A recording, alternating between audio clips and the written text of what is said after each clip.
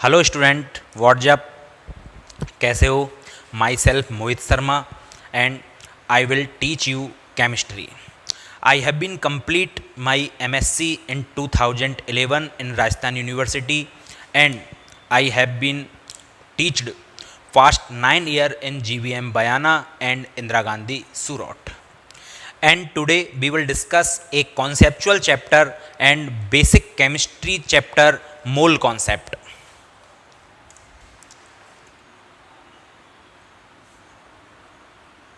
Mole concept 6, 7, 8, 9, 10th standard में आपने मोल के बारे में ज़रूर पढ़ा होगा कि मोल क्या होता है, लेकिन वो आपने जो स्टडी की है मोल के बारे में वो बहुत ही स्मॉलेस्ट है.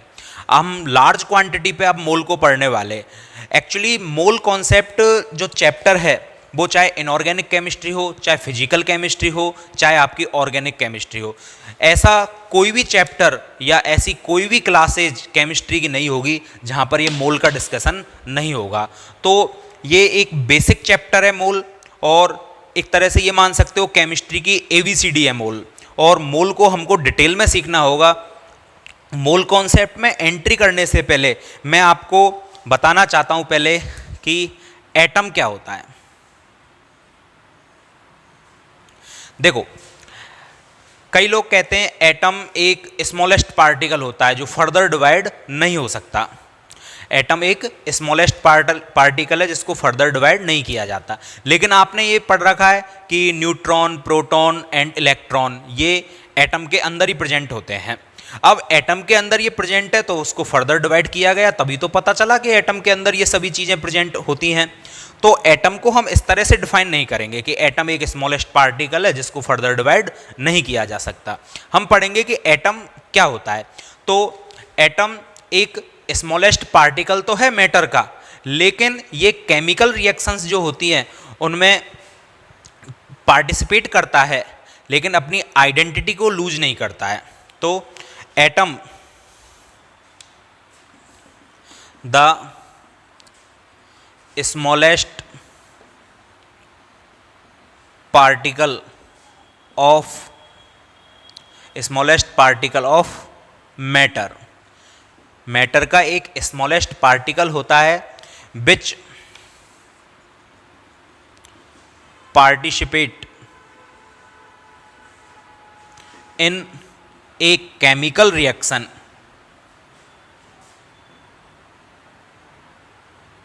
and does not lose its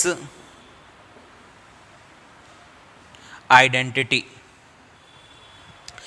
Does not lose its identity. ठीक है. तो एटम एक स्मॉलेस्ट पार्टिकल होता है मैटर का. जो मैटर होता है उसका सबसे स्मॉलेस्ट पार्टिकल होता है atom, which participate in a chemical reaction. जो किसी केमिकल रिएक्शन में पार्टिसिपेट तो करता है लेकिन अपनी आइडेंटिटी को लूज नहीं करता है. लाइक दैट, जैसे सब पूरी दुनिया जानती है H2 और O2 मिलकर किसका फॉर्मेशन करते हैं? H2O का फॉर्मेशन करते हैं. अब H2 एंड O2 मिलकर H2O का फॉर्मेशन करते हैं. इसको 1/2 कर लो या फिर इसको 2 और इसको 1 रहने दो. ठीक है. अब एक बात बताओ, यहाँ पर हाइड्रोजन का एक मेरे पास क्या है मॉलिक्यूल, जिसमें एक हाइड्रोजन दूसरे हाइड्रोजन से क्या है अटैच, और यहाँ पर ऑक्सीजन दूसरे ऑक्सीजन से अटैच है. अब यहाँ पर आप देखोगे तो क्या हाइड्रोजन ने अपनी आइडेंटिटी चेंज कर दी? इस मॉलिक्यूलर फॉर्मूले में यहाँ जो हाइड्रोजन है वो यहाँ पर भी हाइड्रोजन है और यहाँ पर भी किस फॉर्म में है? हाइड्रोजन के फॉर्म में. यहाँ पर भी ये ऑक्सीजन के फॉर्म में है, यहाँ पर भी ये ऑक्सीजन के फॉर्म में. ऐसा तो नहीं हुआ है कि hydrogen convert into the nitrogen, oxygen convert into the chlorine, bromine and other atom. तो कहने का मतलब है कि ये अपनी आइडेंटिटी को लूज नहीं करते हैं. जिस फॉर्म में पाए जाते हैं उसी फॉर्म में कन्वर्ट हो जाते हैं. ठीक है, या रहते हैं. तो H2 के फॉर्म में, O2 के फॉर्म में है. ठीक है. अब आप ये मत कहना कि O2 के फॉर्म में. ये मॉलिक्यूलर रूप है, ये आपका एटॉमिक रूप है. अब नेक्स्ट बात आती है कि क्या एटम यही होता है? तो एटम के बारे में हम ये कह सकते हैं कि atom have no independent existence. Next बात, atom have no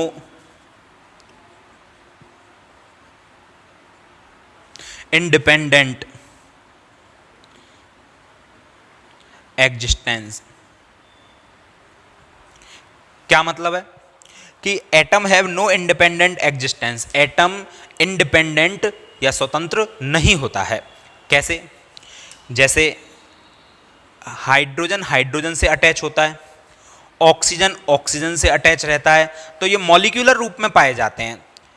chlorine chlorine से अटैच रहता है, जैसे H2O2 Cl2 P4, इस रूप में ये पाए जाते हैं। अब आप कहोगे क्या बात कर रहे हो सर, दुनिया भर के एग्जाम्पल हम आपको बता दें कि जहाँ इंडिविजुअल रह सकता है। जैसे आप कहोगे कि आयरन, हमने तो F ही सुना है, Fe2 तो होता ही नहीं है। ठीक है, आप कहोगे सोडियम Na होता है, Na2 तो होता ही नहीं है। पोटेशियम K होता है, K2 तो होता ही नहीं है। कि आप क्या बात कर रहे हो? तो ठीक है, आप सही कह रहे हो कि ये इंडिविजुअल रूप में दिखाई दे रहे हैं आपको। यदि ये इस रूप में है, सॉलिड रूप में है, तो एक्चुअली आपने कभी आयरन के एक एटम को देखा है? आपने आयरन का एक मेटल देखी है, आयरन मेटल। जैसे आपके घर में लगा हुआ पंखा, ठीक है, फैन जो है होता है, उस फैन में आयरन मेटल है। तो क्या उस आयरन मेटल में Fe का एक ही मॉलिक्यूल है या एक ही एटम प्रेजेंट है? नहीं, उसमें इनफाइनाइट एटम प्रेजेंट होते हैं। और ये इनफाइनाइट एटम जो होते हैं वो आपस में या एक दूसरे के साथ अटैच रहते हैं मेटेलिक बॉन्ड के थ्रू। इनमें मेटेलिक बॉन्ड पाया जाता है। ये एक अलग से टॉपिक है जिसको हम केमिकल बॉन्डिंग में डिस्कस करेंगे। तो ये जो पर्टिकुलर आपको सिंगल दिखाई देते हैं एटम, आप इनको ये नहीं कह सकते कि ये इंडिविजुअल होते हैं और इंडिपेंडेंट होते हैं। ये डिपेंड रहते हैं, और किस पर डिपेंड रहते हैं? ये मेटेलिक फोर्स पर डिपेंड रहते हैं, एक दूसरे से अटैच होते हैं मेटेलिक फोर्स के थ्रू। क्लियर है? तो ये जो लाइन है, atom have no independent existence, कि एटम इंडिपेंडेंट नहीं रहता है, ये दूसरे पर डिपेंड रहता है। या तो ये मॉलिक्यूलर फॉर्म में होगा, हाइड्रोजन हाइड्रोजन से अटैच होगा, ऑक्सीजन ऑक्सीजन से अटैच होगा, क्लोरीन क्लोरीन से होगा, ये अदर एटम अदर से होंगे।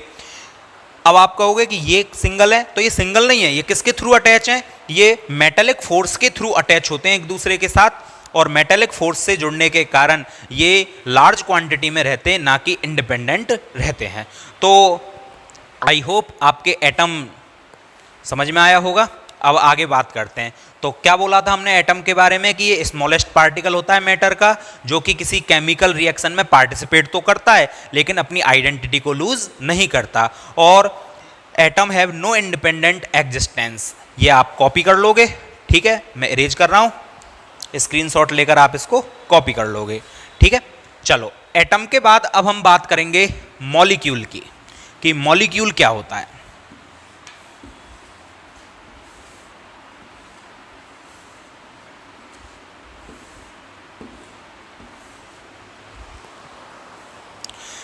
तो नेक्स्ट टॉपिक है हमारा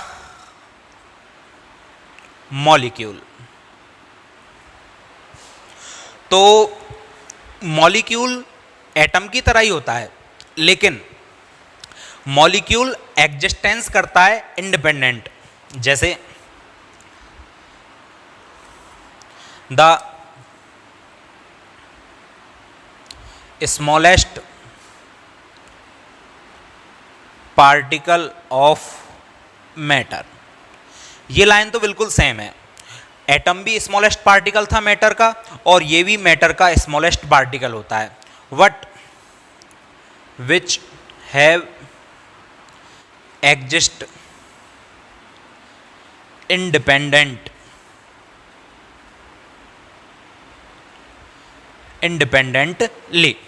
which have existence independently.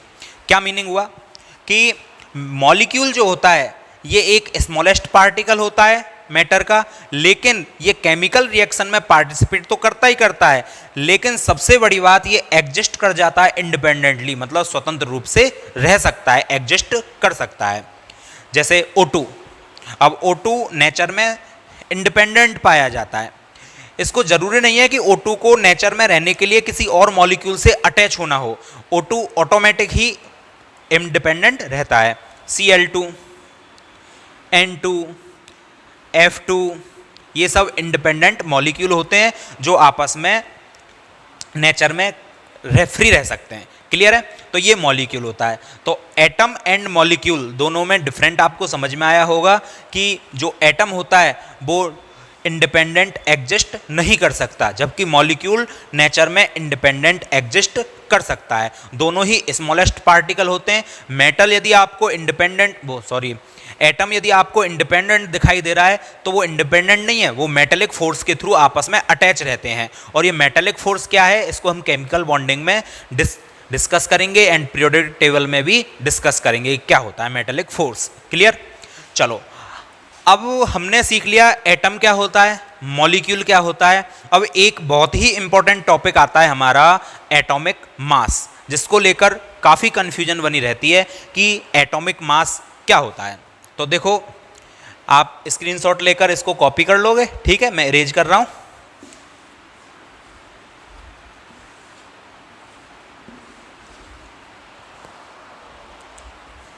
Next important topic है हमारा एटॉमिक मास।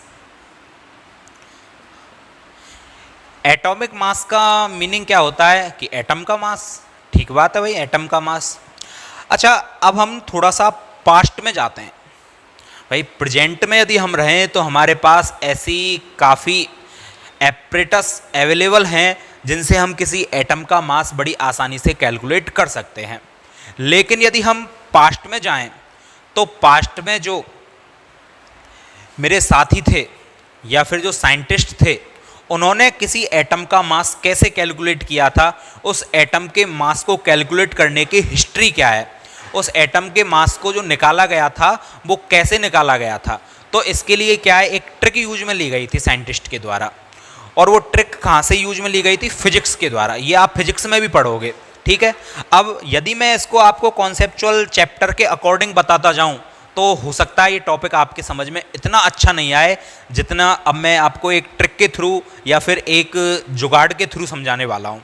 ठीक है? आप थोड़ा सा दिमाग लगाओगे और समझोगे। देखो, काफ़ी अच्छे ढंग से आपका एटॉमिक मास या मॉलिक्यूलर मास जो आगे पढ़ेंगे हम, वो बिल्कुल क्लियर हो जाएगा। लगभग 99% स्टूडेंट ऐसे होते हैं जिनका ये टॉपिक क्लियर नहीं हो पाता, चाहे मूल कॉन्सेप्ट पूरा कंप्लीट कर लेते हैं, लेकिन आप उन 99 में ना होकर 1% में आ जाओगे जिनका एटॉमिक मास बिल्कुल क्लियर होगा टॉपिक। ठीक है? चलो देखते हैं। एक्चुअली एटॉमिक मास क्या है? किसी एक एटम का मास है। किसी एटम का मास मीन्स, जैसे हाइड्रोजन एटम है, ये मेरे पास हाइड्रोजन एटम है कोई, इस हाइड्रोजन एटम का मास। मेरे पास कोई नाइट्रोजन एटम है, इस नाइट्रोजन एटम का मास क्या होगा। ऑक्सीजन एटम है, इस ऑक्सीजन एटम का, जैसे ये ऑक्सीजन का एटम बना लिया, इस ऑक्सीजन एटम का मास क्या होगा। तो इसको हम एटॉमिक मास बोलेंगे। अब ये एटॉमिक मास कैलकुलेट कैसे किया गया, तो इसके लिए हम क्या है, फिजिक्स की यूनिटरी मेथड पर जाते हैं थोड़ा सा, और वहाँ से हम इसको समझने का प्रयास करते हैं। देखो, जैसे आपने सुना होगा 1 kg, 1 लीटर, काफ़ी सुना है कि मार्केट में हम जानते हैं कि 1 kg शुगर दे दो हमें। ठीक है? तो 1 kg, इस kg का मीनिंग क्या है? kg, अब आप कहोगे कि लोहे का एक वाट होता है जिसे तोलकर वो दे देता है। आजकल तो इलेक्ट्रॉनिक जो तुले आ गए उनसे तोलकर हमें दे देता है दुकानदार। तो ये 1 kg, kg का मतलब क्या, वो लोहे का एक टुकड़ा या बॉक्स जो उस पर लिखा हुआ रहता है वही होता है 1 kg? नहीं, 1 kg एक्चुअली 1 kg ये एक क्या है, यूनिट है कि भाई इस 1 kg के बराबर कोई चीज़ हमने इक्वल कर दी तो वो भी 1 kg हो जाएगी। इसके ऊपर 1 kg और आप ऐड कर दोगे तो वो 2 kg हो जाएगी। तो ऐसे ही क्या किया गया, एक बॉक्स था या एक बॉक्स ले लिया मैंने, ठीक है, और इस बॉक्स को मैंने एक यूनिट मान लिया कि इसमें कुछ वजन है। ठीक है? ये एक बॉक्स है और इस बॉक्स में कोई वेट है, मान के चलो कितना भी, मुझे नहीं पता कितना वेट है, मैंने एक वेट ले लिया और उस वेट को एक बॉक्स बना लिया।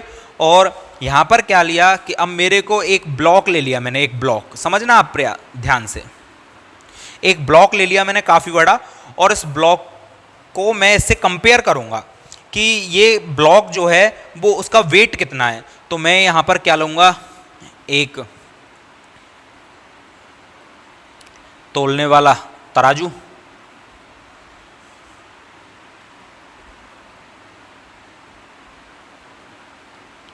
यहाँ से ले लूँगा और तोलने वाला जो तराजू होगा उस ब्लॉक पर यहाँ पर मैं ऐसे बॉक्स रखता जाऊँगा। बॉक्स नंबर 1 सेम बिल्कुल बराबर वेट का, बॉक्स नंबर 2, बॉक्स नंबर 3।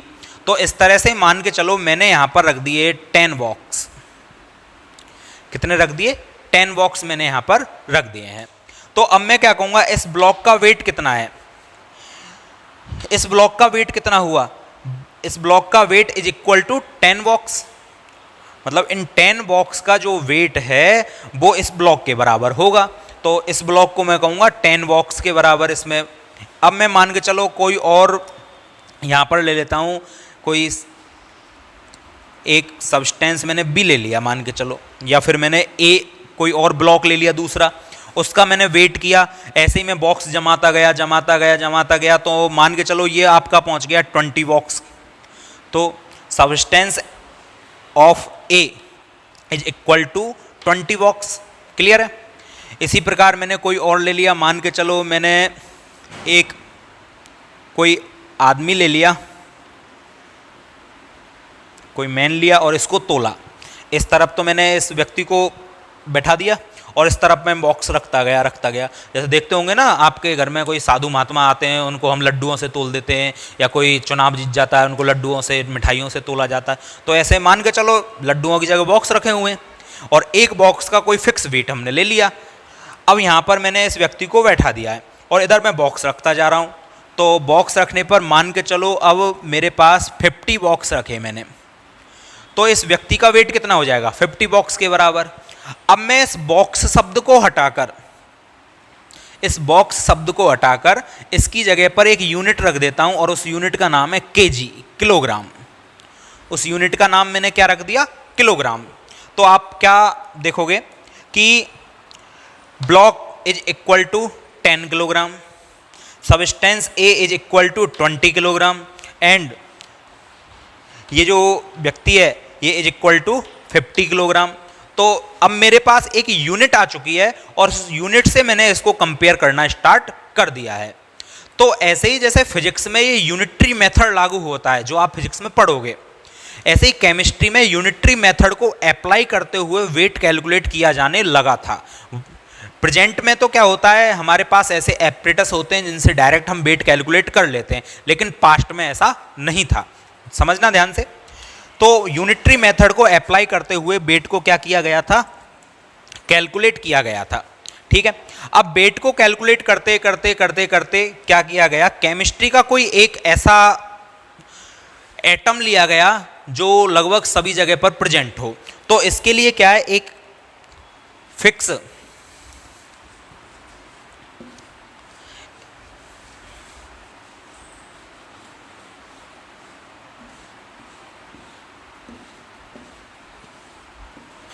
तो एटॉमिक मास को कैलकुलेट करने के लिए जैसे एक बॉक्स को मैंने स्टैंडर्ड मान लिया 1 kg के बराबर या किसी और के लिए, तो ऐसे ही केमिस्ट्री में एटॉमिक वेट कैलकुलेट करने के लिए क्या एक स्टैंडर्ड यूनिट मानी गई, स्टैंडर्ड यूनिट ली गई और वो थी कार्बन 12। ये कार्बन का आइसोटॉप होता है, कार्बन 12, कार्बन 13 एंड कार्बन 14। तो कार्बन 12 आइसोटॉप को एक स्टैंडर्ड यूनिट ले लिया गया। ये स्टैंडर्ड यूनिट लगभग सभी एटम में अवेलेबल होती है। तो इस स्टैंडर्ड यूनिट को हम यहाँ पर ले लेते हैं और अब इस स्टैंडर्ड यूनिट को लेकर कार्बन 12 को लिया हमने और कार्बन 12 से कंपेयर किया और इस स्टैंडर्ड यूनिट को क्या माना गया? 1/12 into mass of 1 carbon 12 atom. इससे सभी को कंपेयर किया जाने लगा। कैसे? जैसे मान के चलो मेरे को नाइट्रोजन का वेट कैलकुलेट करना है, ठीक है, weight of nitrogen atom, weight of 1 nitrogen atom. मेरे को एक नाइट्रोजन एटम का वेट कैलकुलेट करना है। तो 1 नाइट्रोजन एटम का वेट कैलकुलेट करने के लिए मैं क्या करूंगा, वही मेरे पास एक तुला जिसमें मैंने नाइट्रोजन एटम को रख दिया और इधर मैं इनको रखता गया कि मैंने कार्बन 12 का 1 एटम रखा, 2 एटम रखा, 3 एटम रखा, 4 एटम, 5 एटम, ऐसे 14 एटम जब मैंने वहां पर रख दिए तो ये पड़ला क्या हो गया, इक्वल हो गया। कैसा हो गया, इक्वल। ठीक है, देखना आप, जैसे ये मेरा पड़ला था, यहां पर मैंने नाइट्रोजन को बैठाया तो C12 के जब मैंने 14 मॉलिक्यूल रख दिए वहां पर तो ये इक्वल में आ गया। तो मैं क्या कहूंगा अब कि ये तो मेरे पास एक एटम है, 1/12 into mass of 1 carbon 12 atom, तो 14 into 1/12 mass of 1 carbon 12 atom. ये मेरे पास यहां से यहां तक जो है ये वही एक बॉक्स है जो मैंने ले लिया था। ठीक है, ये एक बॉक्स है और उस बॉक्स को मैंने खोलकर लिख दिया, उसकी वैल्यू ये है, इसको एक स्टैंडर्ड मैंने मान लिया। अब आप कहोगे कि इसी प्रकार मेरे को तो ऑक्सीजन का वेट कैलकुलेट करना है, तो ऑक्सीजन का वेट कैलकुलेट करने के लिए अब नाइट्रोजन की जगह मैं यहाँ पर किसको पुटअप कर दूंगा, ऑक्सीजन एटम को पुटअप कर दूंगा। जैसे ही ऑक्सीजन एटम को पुटअप करूंगा तो अब यहाँ पर 16 बार ये रिपीट होगा, तो क्या कहूँगा मैं, 16 into 1/12 into mass of 1 carbon 12 atom. जब मेरे को ये ऑक्सीजन की जगह सोडियम रखना है, सोडियम का वेट कैलकुलेट करना है, तो अब इसको 23 बार रिपीट करना होगा, 23 into 1/12 mass of 1 C12 atom. अब एक्चुअली जमाना क्या है, मॉडर्न हो चुका है थोड़ा सा। मॉडर्न मीन्स ये कि ये बहुत लॉन्ग मेथड हो गया लिखने का। जैसे रूपेंद्र कुमार तिवाड़ी, तो आजकल RK Tiwari short form use करते हैं हम। गोपाल प्रसाद पारासर, तो GP Parashar. Mohit Kumar Sharma, MK Sharma. Short form का ज़माना है और हम लॉन्ग फॉर्म पे जाना पसंद नहीं करते। ठीक है, तो इसके लिए हम क्या करेंगे, थोड़ा मॉडर्न बनेंगे, और इस मॉडर्न बनेंगे तो इसको इतना लंबा बार बार लिखना पॉसिबल नहीं होता है। तो एक्चुअली क्या किया गया कि इसको, जैसे मैंने कहा था ना, बॉक्स को मैं 1 kg बना दिया मैंने, बॉक्स को मैंने kg बना दिया, शॉर्ट फॉर्म एक यूनिट दे दिया, तो इसको मैं एक यूनिट नाम दे देता हूँ, इसको मैं एक यूनिट देता हूँ। एक्चुअली मैं एटम का वेट कैलकुलेट कर रहा हूँ, तो मैं इसको एक यूनिट बना देता हूँ, एटॉमिक मास यूनिट। इसको मैंने एक यूनिट बना दिया और उस यूनिट को मैंने नाम रख दिया एटॉमिक मास यूनिट। अब मेरे से कोई पूछेगा कि भाई नाइट्रोजन का वेट कितना, तो मैं सीधा क्या बोलूँगा, 14, और शॉर्ट फॉर्म यूज करूँगा एटॉमिक मास यूनिट, यानी कि AMU। इसकी भी शॉर्ट फॉर्म। मेरे से कोई कहेगा ऑक्सीजन का वेट कितना, तो मैं शॉर्ट फॉर्म यूज करूँगा 16 AMU। कोई मेरे से कहेगा नाइट्रोजन का वेट, एक एटम का वेट कितना, तो मैं 23 AMU। और इस AMU का मीनिंग हमें पता है कि AMU क्या होता है। तो AMU क्या होता है, AMU का मतलब होता है 1/12 into mass of 1 carbon atom. तो प्रेजेंट में किसी भी एटम का वेट कैलकुलेट करने के लिए हम यही मेथड अप्लाई करते हैं, लेकिन उस मेथड में इसको ना लिखकर हम उसकी एक शॉर्ट फॉर्म लिख देते हैं AMU, एटॉमिक मास यूनिट। आप चाहो तो इस AMU की जगह ये भी लिखा जा सकता है। क्लियर है यहाँ तक? तो अब आपको ये शायद समझ में आया होगा कि किस तरह से किसी एटम का वेट कैलकुलेट किया जाता है और कैसे लिखा जाता है। यदि मेरे को किसी और का वेट लिखना हो, मान के चलो मैं यहाँ पर मैग्नीशियम का वेट लिखूं, तो ये 24 AMU, और AMU का मीनिंग आपको कंप्लीट पता है। तो अब यहाँ पर क्या हो गया कि जो एटॉमिक मास है वो एटॉमिक मास एक नंबर है। एटॉमिक मास क्या है? एक नंबर है। जैसे 14, 16, 23, 24 ये एक नंबर है। That how many time an atom of an element is heavier than 1/12 into mass of 1 carbon 12 atom. कि कोई भी जो नंबर है, किसी भी एटम का जो वेट है वो कितना हैवियर है, कितना हैवियर है किससे? AMU से। और AMU का मीनिंग क्या है? 1/12 into mass of 1 carbon 12 atom. कि इस जो यूनिट मैंने दिया है यहाँ पर AMU, इस AMU से कितना गुना हैवियर है वही एटॉमिक मास कहलाता है। तो अब जैसे नाइट्रोजन एटम कितना हैवियर है 14 टाइम, ऑक्सीजन एटम कितना हैवियर है 16 टाइम, सोडियम एटम कितना हैवियर है 23 टाइम, मैग्नीशियम एटम कितना हैवियर है 24 टाइम। तो डेफिनेशन क्या बनेगी एटॉमिक मास की? तो एटॉमिक मास की डेफिनेशन क्या हो जाएगी कि atomic mass is a number. मैं यहां पर लिख देता हूं इस डेफिनेशन को, आप रेज करके सॉरी आप कॉपी कर लेना, ठीक है, स्क्रीनशॉट लेकर। मैं यहां पर अब डेफिनेशन लिख रहा हूं एटॉमिक मास की।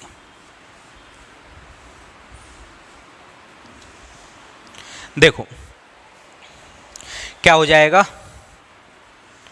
Atomic mass is a number. तो एटॉमिक मास एक नंबर है that how many time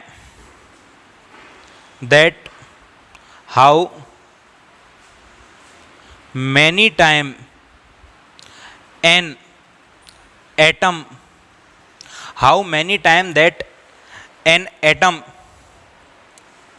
of an element is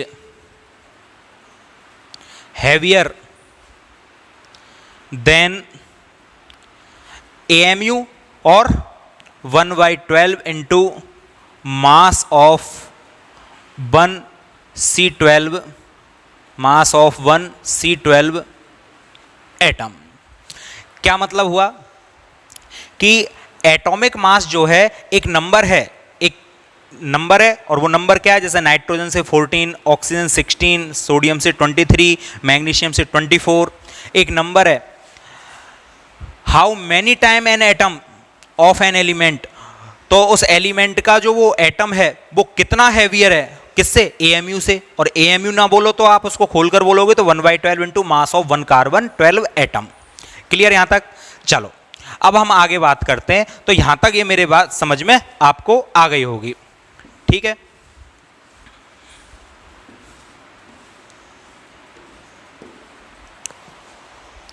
चलो नेक्स्ट अब बात आती है आपकी कि इस डेफिनेशन के बाद ये जो AMU मैं अभी तक पढ़ रहा हूं, अभी तक हमारे सामने क्या आ गया कि AMU बराबर होता है 1/12 into mass of 1C12 atom. ये आइसोटॉप है जो हम आगे डिटेल में और पढ़ेंगे, ठीक है। अब AMU मैंने यहां से कैलकुलेट कर लिया। अब इसके बाद एक मशीन आ गई हमारे पास, मास स्पेक्ट्रोमीटर। तो मास स्पेक्ट्रोमीटर जो एक एपरेटस है उसके through mass of 1 carbon atom को कैलकुलेट कर लिया जाता है, और मास ऑफ 1 कार्बन 12 एटम जो है वो इस मास स्पेक्ट्रोमीटर से कैलकुलेट होकर आता है 1.99 इंटू 10⁻⁻23 ग्राम। ये value mass of 1 carbon 12 atom की होती है। अब बात आती है AMU क्या होता है फिर। तो अब मैं AMU की एग्जैक्ट वैल्यू कैलकुलेट कर सकता हूं कि एग्जैक्ट वैल्यू क्या है AMU की। तो एग्जैक्ट वैल्यू कैलकुलेट करने के लिए मैं क्या करूंगा, मास ऑफ 1 कार्बन एटम का मैं 12 का क्या दे दूंगा, 12 से डिवाइड कर दूंगा इसको। तो 1.99 इंटू 10⁻⁻23 ग्राम अपॉन 12। तो ये जो वैल्यू मेरे पास प्राप्त होती है ये प्राप्त हो जाती है 1.66 इंटू 10⁻⁻24 ग्राम। ये वैल्यू मेरे पास निकलकर यहाँ पर आ जाती है। और ये जो वैल्यू मेरे पास प्राप्त होती है ये वैल्यू आपकी 1/Na के इक्वल ही होती है। 1/Na जब मैं कैलकुलेट करता हूँ तो भी मेरे पास 1.6 इंटू 10⁻⁻24 ग्राम ही कैलकुलेट होता है। अब आप कहोगे कि ये Na क्या है, तो आपने सुना होगा Avogadro number. Avogadro number 6, 7, 8, 9, 10 standard में आवोगाद्रो नंबर आ जाता है। और आवोगाद्रो नंबर जो होता है आपका वो कितना होता है, Na। अच्छा Na ये सोडियम, ये एवोगाड्रो नंबर ये होता है आपका 6.626 इंटू 10⁻23। ये आपका आवोगाद्रो संख्या होती है। तो एवोगैड्रो नंबर जो है, यदि उस एवोगैड्रो नंबर को आप 1 से डिवाइड करोगे तो आपके पास यही वैल्यू निकल के आती है। तो एटलीस्ट मैं क्या कह सकता हूं, जो AMU होता है वो आपका 1/Na ग्राम भी होता है। AMU क्या होता है आपका 1/Na ग्राम भी होता है।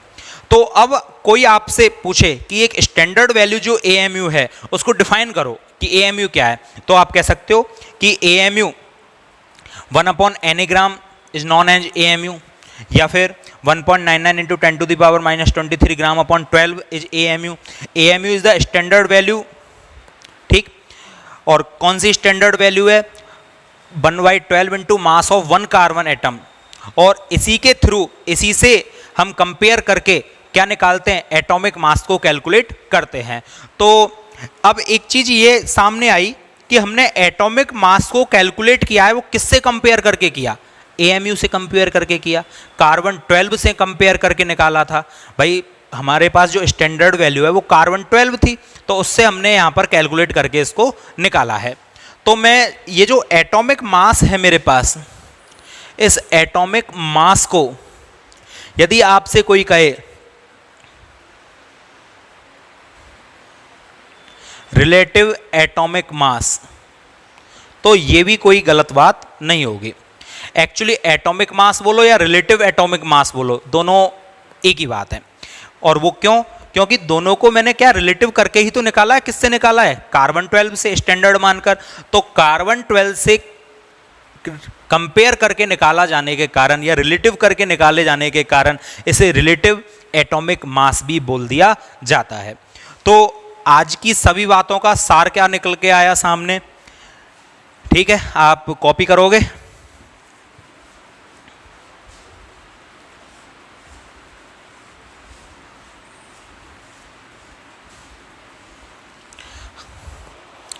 अब आपसे कोई पूछे मास ऑफ हाइड्रोजन एटम या 1 हाइड्रोजन एटम, तो आप क्या लिखोगे?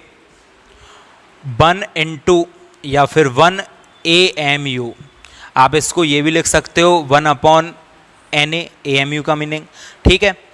आपसे कोई पूछे इसके बाद कि मास ऑफ 1 नाइट्रोजन एटम, तो आप क्या लिखोगे?